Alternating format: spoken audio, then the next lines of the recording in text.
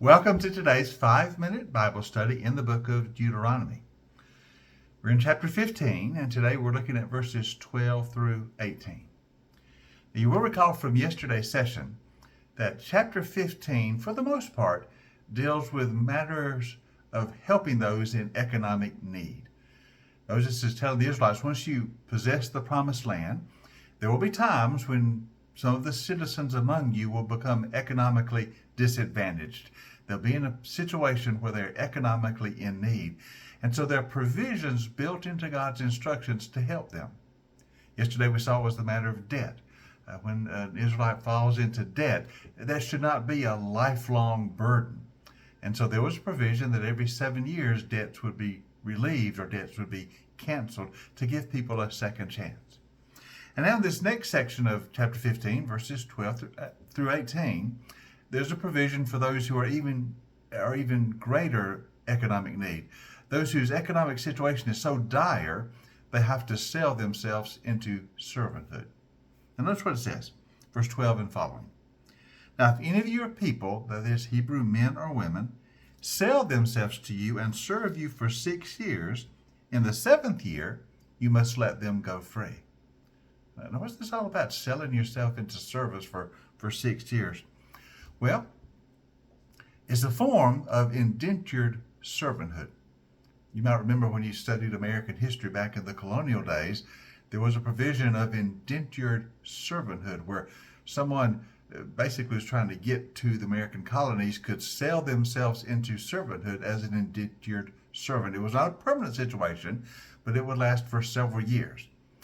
We have a form in Israelite society of indentured servanthood. So if a Hebrew man or woman fell into such economic necessity they could no longer provide for themselves at all, they had no choice. They could sell themselves to a fellow Hebrew as a servant. Basically, they were going to give 6 years of service. This would allow them to survive. But it would not be a permanent situation. They would not become permanent servants. They were not to become slaves in any sense of the word. That's why after 6 years, in the 7th year, they are to go free. Verse 13 says, and when you release them, do not send them away empty-handed. Support them liberally from your flock, your threshing floor, and your winepress. Give to them as the Lord your God has blessed you. Remember that you were slaves in Egypt, and the Lord your God redeemed you. That is why I give you this command today. So there was this provision. It's not a great thing, we understand that, but if someone fell into such economic dire straits, they had no choice. They could take the role of a servant, an indentured servant. But in the 7th year, they were to be set free. Just as debts were canceled in the 7th year, in the 7th year, indentured servants were to be set free. And those whom they had served were to be very generous and liberal with them in sending them away, not empty-handed, but with provision so that they could start their life over again. This is emphasized again in verse 18 when it says, now do not consider it a hardship to set your servant free, because their service to you for these 6 years has been worth twice as much as that of a hired hand. And the Lord your God will bless you in everything you do. So it's just a reminder that in Israelite society, as in all societies, there arise times of economic deprivation and hardship.